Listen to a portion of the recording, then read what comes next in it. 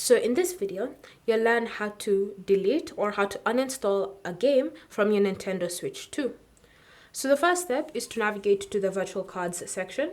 So all you need to do is just come to this toolbar, look for virtual game cards and select it.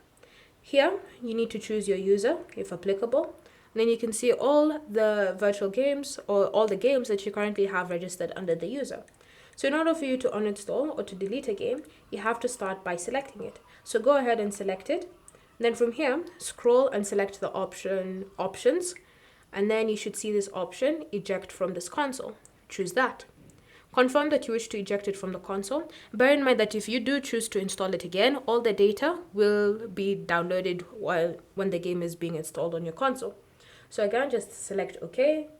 And then you can see it says ejecting virtual game card. And then it's been successfully ejected. So just select OK. And now when you go to the home screen, you should see a Rocket League there. But if you ever want to play it, you'll need to install the virtual game card. So as you can see, I've selected it. It's asking me to install the virtual game card so that I can continue playing with that software. If you want to remove it from this menu so that it's no longer listed there, then what you want to do is just press on this plus button here on your Joy-Con.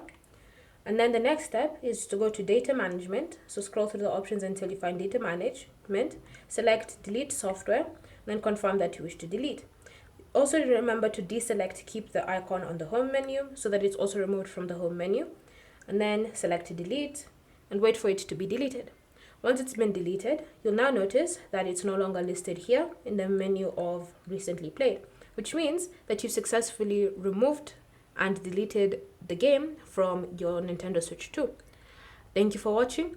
If you have any questions or comments, leave them down below and we'll get back to you.